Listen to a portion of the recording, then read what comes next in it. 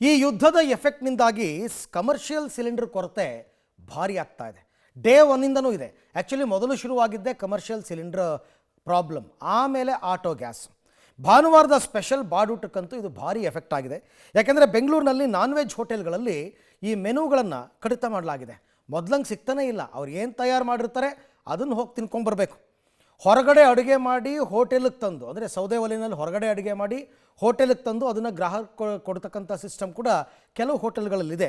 ಇನ್ನು ಮಡಿಕೇರಿಯಲ್ಲಿ commercial gas ಕೊಡುವಂತೆ ಏಜೆನ್ಸಿಗೆ ಹೋಟೆಲ್ ಮಾಲೀಕರೆಲ್ಲರೂ ಕೂಡ ಮುಗಿಬಿದ್ದಿದ್ದಾರೆ. ಹೋಟೆಲ್ಗಳನ್ನು ಬಂದ್ ಮಾಡಿ ತುಂಬ ದಿನ ಆಗೋಯ್ತು ಸ್ವಾಮಿ, ನಿಮಗೇನು ಸಪ್ಲೈ ಆಗಿದೆ ಅದನ್ನು ಕೊಡಿ, ಅಟ್ಲೀಸ್ಟ್ ಹೋಟೆಲ್ನಾದರೂ ಓಪನ್ ಮಾಡ್ತೀವಿ ಅಂತ ಅವಲತ್ಕೋತಾ ಇದ್ದಾರೆ. ಹಾಗಾದರೆ ಈ ಕಮರ್ಷಿಯಲ್ ಗ್ಯಾಸ್ ಸಿಲಿಂಡರ್ ಸಮಸ್ಯೆ ರಾಜ್ಯದಲ್ಲಿ ಹೇಗಾಗಿದೆ ಅಂತ ಈ ರಿಪೋರ್ಟಲ್ಲಿದೆ ನೋಡಿ. ಹೋಟೆಲ್ಗಳಿಗೆ ಸಿಲಿಂಡರ್ ಕೊರತೆ, ಸಂಡೇ ಬಾಡೂಟಕ್ಕೂ ಗ್ಯಾಸ್ ಟ್ರಬಲ್. ಗ್ಯಾಸ್ ಜಾಸ್ತಿ ಬೇಕಾಗುವ ಐಟಂಗಳು ಕಟ್. ಮಧ್ಯಪ್ರಾಚ್ಯದ ಯುದ್ಧದ ಎಫೆಕ್ಟ್ನಿಂದಾಗಿ ಕಮರ್ಷಿಯಲ್ ಸಿಲಿಂಡರ್ ಅಭಾವ ತಲೆದೋರಿದೆ. ಪರಿಣಾಮ ಸಿಲಿಂಡರ್ ಸಿಗದೆ ಹೋಟೆಲ್ಗಳು ಬಾಗಿಲು ಮುಚ್ಚಿವೆ. ಇನ್ನು ಕೆಲವೊಂದು ಹೋಟೆಲ್ಗಳು ಸೌದೆ ಒಲೆಯ ಮೊರೆ ಹೋಗಿದ್ದವು. ಇದೀಗ ಸಂಡೇ ಬಾಡೂಟಕ್ಕೂ ಸಿಲಿಂಡರ್ ಪ್ರಾಬ್ಲಮ್ ಆಗಿದ್ದು, ಕೆಲವೊಂದು ಹೋಟೆಲ್ಗಳಲ್ಲಿ ಗ್ಯಾಸ್ ಹೆಚ್ಚು ಬಳಕೆಯಾಗುವ ದೋಸೆ, ಚಪಾತಿ, ಪರೋಟ ಐಟಂಗಳಿಗೆ ಕೊಕ್ ನೀಡಲಾಗಿದೆ. ಮಾಗಡಿ ರಸ್ತೆಯ ಶ್ರೀ ಮಾರುತಿ ನಾನ್ ವೆಜ್ ಹೋಟೆಲ್ನಲ್ಲಿ ಭಾನುವಾರದ ಸ್ಪೆಷಲ್ ಮೆನುವಿನಲ್ಲಿ ಕೆಲವೊಂದು ಐಟಂಗಳನ್ನ ಕಡಿತ ಮಾಡಲಾಗಿದೆ. ದೋಸೆ, ಚಪಾತಿ ಸೇರಿ ಸುಮಾರು 10 ಐಟಂಗಳನ್ನ ಕಡಿತ ಮಾಡಲಾಗಿದೆ. ಎಲ್ಲ ಮೇನ್ ಕೋರ್ಸ್ಗಳನ್ನ ಸೌದೆ ಒಲೆಯಲ್ಲಿ ಹೊರಭಾಗದಲ್ಲಿ ಮಾಡಿ ಹೋಟೆಲ್ಗೆ ತಂದು ಹೋಟೆಲ್ನಲ್ಲಿ ಬಿಸಿ ಮಾಡಿ ಗ್ರಾಹಕರಿಗೆ ಸಪ್ಲೈ ಮಾಡಲಾಗ್ತಿದೆ. ಗ್ಯಾಸ್ ಸಮಸ್ಯೆಯಿಂದ ವ್ಯಾಪಾರ ಕೂಡ ಕಡಿಮೆಯಾಗಿದೆ. ಸರ್ಕಾರ ಬೇಗ ಸಿಲಿಂಡರ್ ನೀಡಲಿ ಎಂದು ಹೋಟೆಲ್ ಮ್ಯಾನೇಜರ್ ಮನವಿ ಮಾಡಿದ್ದಾರೆ. ಭಾನುವಾರ ಬಂತು ಅಂದರೆ ಸಾಕು, ಬೆಂಗಳೂರಿನ ನಾನ್ ವೆಜ್ ಹೋಟೆಲ್ಗಳು ಹೌಸ್ಫುಲ್ ಆಗಿರುತ್ತೆ. ಇದನ್ನು ಮಾಡಲೇಬೇಕು, ಯಾಕಂದರೆ ಭಾನುವಾರ ಒಂದು ದಿವಸ ವ್ಯಾಪಾರ ಚೆನ್ನಾಗಾಗುತ್ತೆ ಅಂತ ಕೆಲ ಆಲ್ಟರ್ನೇಟ್ ವ್ಯವಸ್ಥೆ ಮಾಡಿಕೊಂಡು ಹೋಟೆಲ್ ಅವರು ಕಷ್ಟ ಆದರೂ ಪರವಾಗಿಲ್ಲ ಗ್ರಾಹಕರನ್ನ ಉಳಿಸ್ಕೋಬೇಕು ಅಂತ ಹೋಟೆಲ್ ರನ್ ಮಾಡ್ತಾ ಇದ್ದಾರೆ. ನಿಮಗೆ ದೃಶ್ಯಗಳ ಸಮೇತ ಆ ರೀತಿ ರನ್ ಆಗ್ತಿರುವಂಥ ಹೋಟೆಲ್ನ ಅದ್ರ ಬಗ್ಗೆ ಹೇಳ್ತಾ ಹೋಗ್ತೀನಿ. ನೀವು ನೋಡ್ತಿರೋದು ಇದು ಮಾರುತಿ ಮಿಲಿಟರಿ ಹೋಟೆಲ್ ನಾಟಿ ಸ್ಟೈಲ್ ನಾನ್ ವೆಜ್ ಅಂತ. ಇದಿರೋದು ವಿಜಯನಗರ ಹೊಸಳ್ಳಿ ಎಕ್ಸ್ಟೆನ್ಷನ್ ಹತ್ರ ಮಾಗಡಿ ರೋಡಲ್ಲಿ. ಈ ಹೋಟೆಲ್ಲು ಕೂಡ ಸಾಕಷ್ಟು ಆಲ್ಟರ್ನೇಟಿವ್ ವ್ಯವಸ್ಥೆ ಮಾಡ್ಕೊಂಡಿದ್ದಾರೆ. ಅಡುಗೆನ ಇವರು ಯಾವ ರೀತಿ ಮಾಡ್ತಿದ್ದಾರೆ ಅಂತ ಕೇಳ್ತಾ ಹೋಗ್ತೀನಿ. ಸರ್, ಎಷ್ಟು ಕಷ್ಟ ಆಗ್ತಿದೆ ಸರ್? ಸರ್, ತುಂಬ ಕಷ್ಟ ಐತೆ sir. Mutton fry, mutton chops, ನಲ್ಲಿ ಫ್ರೈ ಎಲ್ಲ ಅಲ್ಲಿಂದ ಅಡುಗೆ ಮಾಡ್ಕೊಬತ್ತೀವಿ ಸರ್. ಇಲ್ಲಿ ಡ್ರೈ ಫ್ರೈ ಮಾತ್ರ ಹೊಡಿತಾ ಇದ್ದೀವಿ ಸರ್. ಒಂದಿನ ಬಿಟ್ಟು ಒಂದಿನ ಒಂದು ಗ್ಯಾಸ್ ಕೊಡ್ತಾರೆ ಸರ್. ಇನ್ನು ಬಸವೇಶ್ವರ ನಗರದಲ್ಲಿರೋ ಪುಣ್ಯಶ್ರೀ ಬಿರಿಯಾನಿ ಪ್ಯಾರಡೈಸ್ನಲ್ಲೂ ಸೌದೆ ಒಲೆ ಮೊರೆ ಹೋಗಲಾಗಿದೆ. ಚಿಕನ್ ಬಿರಿಯಾನಿ, ಕಾಲ್ ಸೂಪ್, ಮಲ್ಲಿಗೆ ಇಡ್ಲಿ, ದೋಸೆಗೆ ಫೇಮಸ್ ಆಗಿರೋ ಹೋಟೆಲ್ನಲ್ಲಿ ಸಿಲಿಂಡರ್ ಅಭಾವ ಹಿನ್ನೆಲೆ ಮೆನುವಿನಲ್ಲೂ ಬದಲಾವಣೆ ಮಾಡಲಾಗಿದೆ. ಅಲ್ಲದೆ ಐಟಂಗಳ ದರವನ್ನು ಅನಿವಾರ್ಯವಾಗಿ ಏರಿಕೆ ಮಾಡಲಾಗಿದೆ. ಭಾನುವಾರದ ಬಾಡೂಟಕ್ಕೆ ಇರಾನ್ ಇಸ್ರೇಲ್ ವಾರು ದೊಡ್ಡ ಮಟ್ಟದಲ್ಲಿ ಪರಿಣಾಮ ಬೀರ್ತಾ ಇದೆ.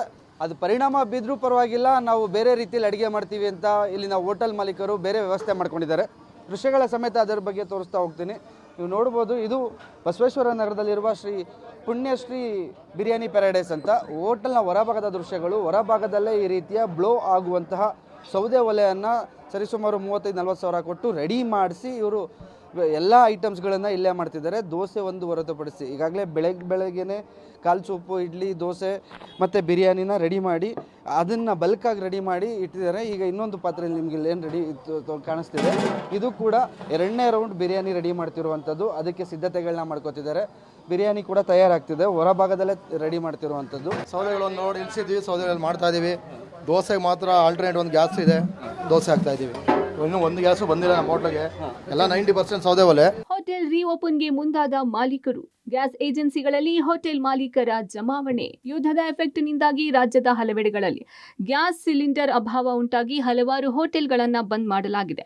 ಕೆಲ ಹೋಟೆಲ್ ಮಾಲೀಕರು ಸೌದೆ ಒಲೆಯಿಂದ ಅಡುಗೆ ಮಾಡಿ ತಮ್ಮ ಗ್ರಾಹಕರಿಗೆ ನೀಡುತ್ತಿರುವುದು ಸರ್ವೇ ಸಾಮಾನ್ಯವಾಗಿದೆ. ಕೊಡಗು ಜಿಲ್ಲೆಯಲ್ಲಿ ಕೆಲ ದಿನಗಳಿಂದ ಪ್ರವಾಸಿಗರ ಸಂಖ್ಯೆಯು ಗಣನೀಯ ಇಳಿಕೆಯಾಗಿ ಹೋಟೆಲ್ ಉದ್ಯಮದ ಮೇಲೆ ಸಾಕಷ್ಟು ಪರಿಣಾಮ ಬೀರಿತ್ತು. ಇದೀಗ ಕಳೆದ 4-5 ದಿನಗಳಿಂದ ಕೊಡಗಿನಲ್ಲಿ ಕೊಂಚ ಮಟ್ಟಿಗೆ ಪ್ರವಾಸಿಗರ ಸಂಖ್ಯೆ ಏರಿಕೆ ಕಂಡುಬರುತ್ತಿರುವ ಹಿನ್ನೆಲೆ ಹೋಟೆಲ್ ಮಾಲೀಕರು ಹೋಟೆಲ್ ರೀಓಪನ್ಗೆ ಮುಂದಾಗುತ್ತಿದ್ದಾರೆ. ಹೀಗಾಗಿ ಗ್ಯಾಸ್ ಏಜೆನ್ಸಿಗೆ ಭೇಟಿ ನೀಡಿ ಗ್ಯಾಸ್ ಸಿಲಿಂಡರ್ಗಳನ್ನು ಪಡೆಯುತ್ತಿದ್ದಾರೆ.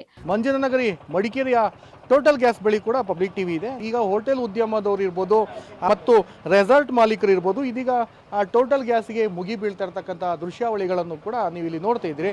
ಯಾಕಂದರೆ ಅಗತ್ಯ ತಕ್ಕಂತೆ ಸಿಲಿಂಡರ್ಗಳು ಕೂಡ ಲಭ್ಯವಾಗ್ತಾ ಇಲ್ಲ, ಆದರೂ ಕೂಡ ಸಾಕಷ್ಟು ಅಭಾವ ಕೂಡ ಇದೆ. ಆದರೂ ಕೂಡ ಬೆಳಗ್ಗೆಯಿಂದನೂ ಕೂಡ ಸರತಿ ಸಾಲಿನಲ್ಲಿ ನಿಂತ್ಕೊಂಡು ಹೋಟೆಲ್ ಮತ್ತು ರೆಸಾರ್ಟ್ ಮಾಲೀಕರು ಅವರೇ ಸ್ವಯಂ ಪ್ರೇರಿತವಾಗಿ ಈ ಒಂದು ಏಜೆನ್ಸಿ ಹತ್ರ ಬಂದು ಇಲ್ಲಿ ಗ್ಯಾಸನ್ನು ತೆಗೆದುಕೊಳ್ಳುವಂತಹ ಕೂಡ ದೃಶ್ಯವನ್ನು ನೀವು ನೋಡ್ಬೋದು. ಏನಾಗಿದೆ ಅಂದರೆ ಕೆಲವೊಂದು ತುಂಬ ಹೋಟೆಲ್ಗಳು ನಮ್ಮಲ್ಲಿ ಕ್ಲೋಸ್ ಆಗಿದೆ. ಸೊ ಹೋಟೆಲ್ ಅವರು ತುಂಬ ಮುಗಿ ಬೀಳ್ತಾ ಇದ್ದಾರೆ, ನಮಗೆ ಇಷ್ಟು ಕೊಡಿ ಅಷ್ಟು ಕೊಡಿ ಅಂತ. ಆದರೂ ಕೂಡ ಅವರನ್ನು ಮನವೊಲಿಸಿಕೊಂಡು ನಮ್ಮಲ್ಲಿ ಇರುವಂಥ ಸ್ಟಾಕಲ್ಲಿ ಒಂದು ಸಫಿಷಿಯೆಂಟ್ ಆಗಿ ಒಂದು 5 ಕೇಳಿದರೆ ಒಂದು 3 ಕೊಡ್ತಾ ಇದ್ದೀವಿ, 10 ಕೇಳಿದರೆ ಒಂದು 5 ಕೊಡ್ತಾ ಇದ್ದೀವಿ. ಸೊ ಆ ಮುಖಾಂತರವಾಗಿ ಅವ್ರನ್ನು ಕೂಡ ನಾವು ಸಮಾಧಾನ ಮಾಡಿ ಕಳಿಸಬೇಕಾಗ್ತದೆ. ಒಟ್ಟಾರೆ ಹೋಟೆಲ್ಗಳಿಗೆ ಇನ್ನು ಯಾವಾಗ ಸಿಲಿಂಡರ್ ಪೂರೈಕೆಯಾಗಿ ಪೂರ್ಣ ಪ್ರಮಾಣದಲ್ಲಿ ಹೋಟೆಲ್ಗಳು ಕಾರ್ಯನಿರ್ವಹಣೆ ಮಾಡಲಿದೆ ಅಂತ ಕಾದು ನೋಡಬೇಕಿದೆ. News desk, public TV.